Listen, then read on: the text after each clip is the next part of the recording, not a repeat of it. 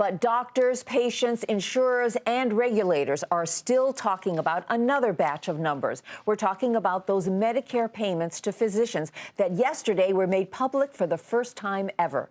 Joining us now to talk more about them, Howard Dean. He's former governor of Vermont and an advocate of universal health coverage for Americans. Mr. Dean, thank you so much for coming on the program to talk about this. You know, now that we know more about what doctors are getting paid, do you think that this is the beginning of a game changer, a change movement between how physicians, how patients, how regulators all interact with one another? I do think so, although this is not the beginning. This has been going on for a long time, but this is a major milestone. One of the biggest problems in medical care, as we know, is lack of transparency and costs that have been out of control for 30 years, exceeding the rate of inflation every single year for 30 years. So transparency is the first step towards trying to figure out what's the matter with the system. And I think these figures are in some ways shocking. And now we're going to drill down on those figures, find out why these folks are getting paid what they're getting paid, and whether the care they're delivering is worth it, not only to the people who get it, but also to the American people. You know, Governor, one of the things that stood out to me was that it goes to the heart of what is described as fee-for-service medicine. Right. The doctors who performed the more services got the more fees. Big shocker there. Is that the heart of the problem in American medicine today? Yes. It's the heart of the problem. People are always fond of blaming trial lawyers or insurance companies or drug companies and all so forth. The biggest problem is we have an incentive system to spend as much as we possibly can. And if we're ever going to control costs in this country, no amount of tort reform or different compensation systems are going to be fixed unless you get rid of fee-for-service medicine.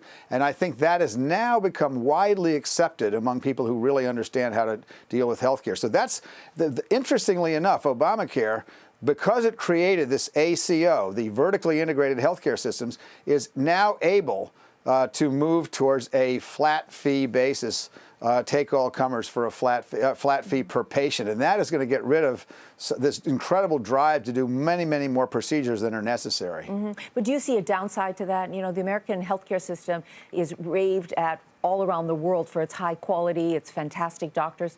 Is there a downside? There is a downside. First of all, of course, there's cheaters in every profession, and mine is not an exception. So there will be people who short patients. Right now, people are endangered by getting too much care.